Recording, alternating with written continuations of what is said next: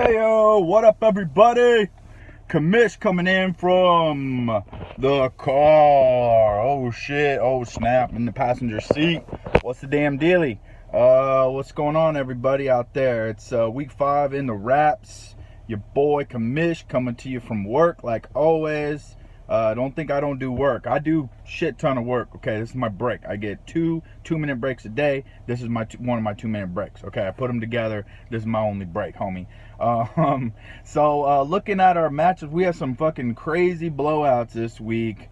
And some closer games and shit. You know, me versus Isaac blowing that fool out. But first up, we'll talk about old wrestling buddies. These dudes always fly across America to go watch fucking wrestling shows. I know, right? Gay. Cesar versus KL. Cesar put a fucking beating down. I know Cesar won't see this.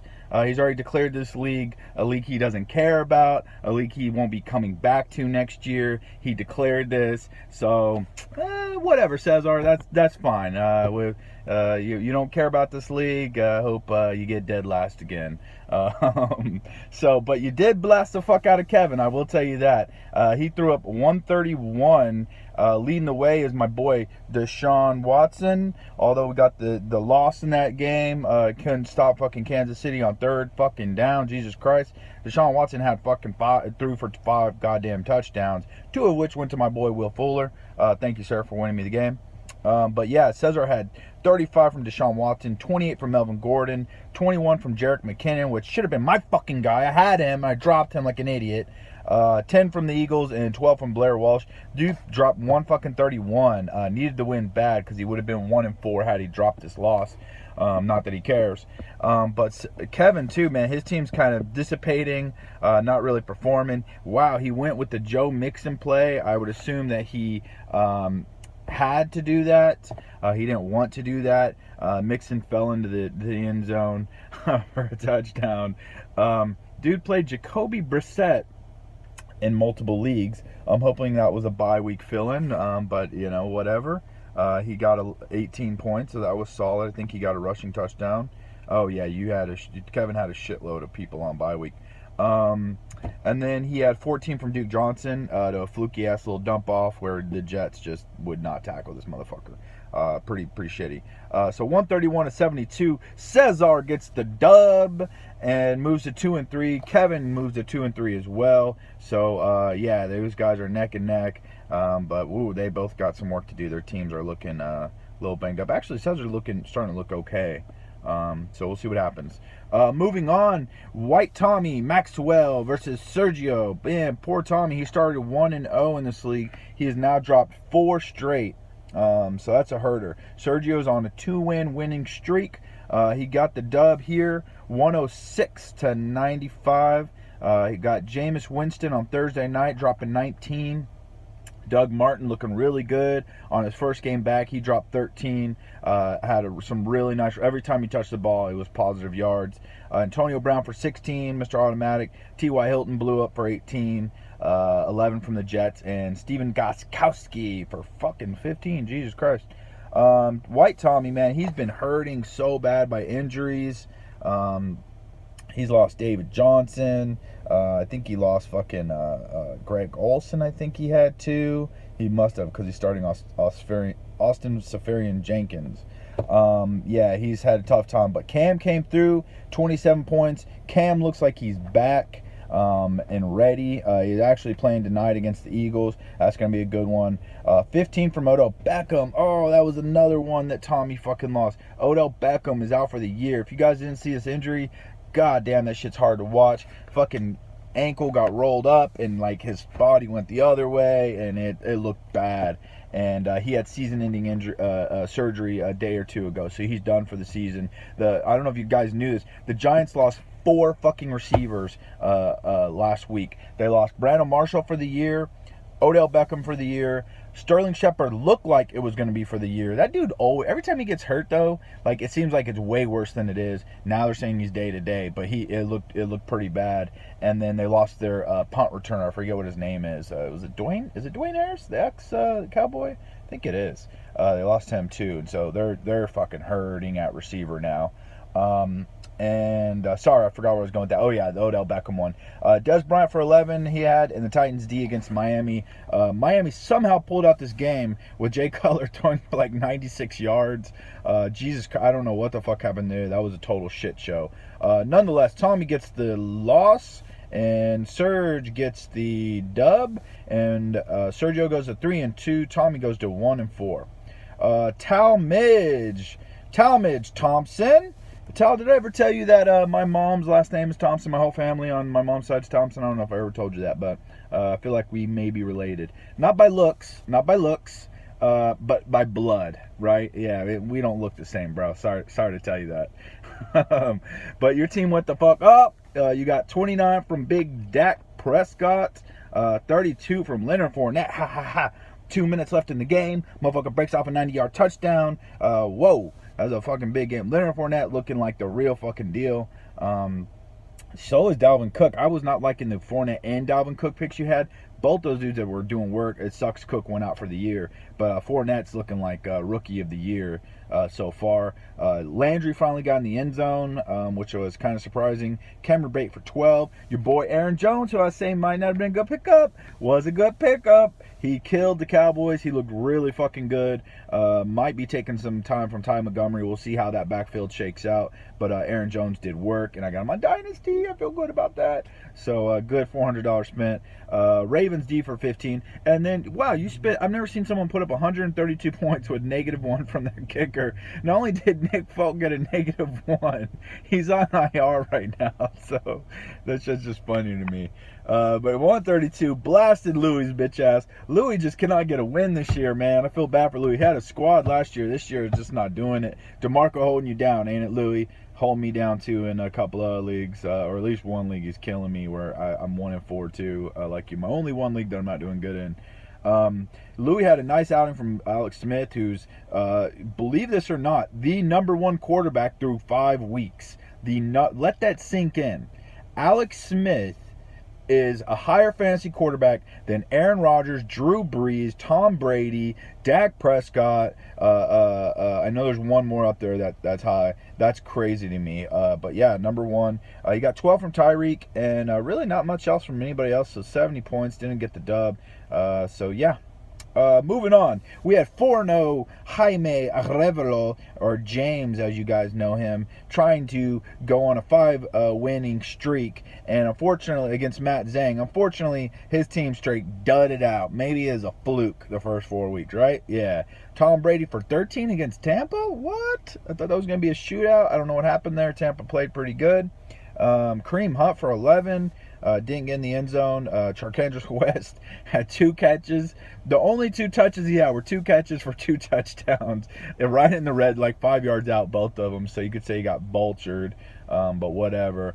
11 from Funches, 11 from Marshawn Lynch, 58. Goose egg from Dwayne Allen, 1 from Brandon Marshall, who's out for the year, 2 from Bilal Powell, who's probably not playing this week. So James' team's getting a little thin here. What do we got on the bench? Gronk's coming back for him. He should have played Carson Wentz, who had 30, but yeah, he's a little thin right now. So yeah, might catch up to him in the long run. Matt had 23 from A-Rod, who had the I'm sure everybody saw the spectacular fourth quarter fucking comeback. So the Cowboys come downfield. This is a tit for tat game all game long, but the Cowboys are up on it. Green Bay was up on it, and the Cowboys come back. There's like almost a little more than 2 minutes left. Dak Prescott does a little option where you can hand it off to Zeke or keep it and roll out. And so it's like kind of a fake handout, and he can keep it or actually hand it off. He kept it, rolled around, linebacker hopped on Ezekiel Elliott, and this fool powered his way into the end zone for like 11 yards. There's like 1:45 seconds left in the fucking game. Holy shit, right? But wait, we have Aaron Rodgers. Don't forget about the GOAT.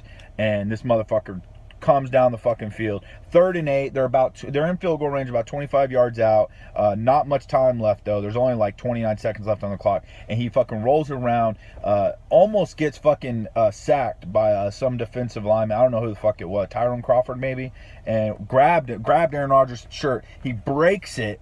and fucking high steps another dude who's going after him and gets like a 12-yard run and goes out of bounds. And so now they're like 12 yards out. Throws a little fucking corner pass to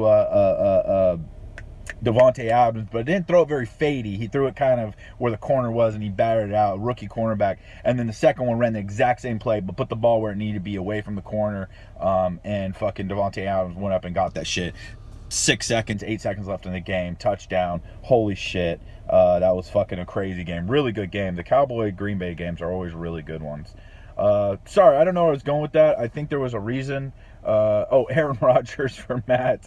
And sorry, I went off on a tangent. I like to tell these little stories that happen. 12 from Zach Ertz, 13 from Chris Hogan, who's fucking automatic like a motherfucker this year after Julian Edelman went out, and then Ramsey for 11. So Matt gets the much needed win. He goes to 3-2. James goes to 4-1. And then we got Juicy J versus Stevie. Juicy J with the 100 straight. Benjamin in the house versus Stevie 76. Juicy J gets the win. We got a 24 from AJ Green, who fucking blew up for almost 200 yards against the Bills, who are supposed to be all badass cornerbacky and shit. But fucking no, AJ Green had a bomb early for like 90 yards, touchdown, or 80 yards, and then he had another bomb that he fell down like on the 3-yard line or got pushed out of bounds. So he had a really big game. Zeke for 13. Russell Wilson had a shitty game for 10. And 30 for fucking Jaguars. Jesus Christ. 2 pick sixes in a row on Big Ben. And 5 interceptions total for that defense. Crazy game. That was ballsy. He started the Jaguars defense in multiple leagues, by the way, at Pittsburgh. So at home they play a lot better. So that was a ballsy move. It fucking paid off. Old Stevie got 23 from D-Hop. He was part of that Kansas City, 5 touchdowns. 15 from Carson Palmer. 14 from Mike Wallace. Goose egg from Diggs and Ebron. That hurts. 3 from Bernard. 2 from Gurley. Yeah, that hurts, Stevie. Any one of those other guys comes out, you're probably close to competing with Juicy J. So Juicy J Tommy gets the win. And then finally Isaac versus Corey, the bye week killers. We both had a lot of people on bye week. Isaac really had some heavy hitters: Devontae Freeman, Michael Thomas, and his quarterback, I think,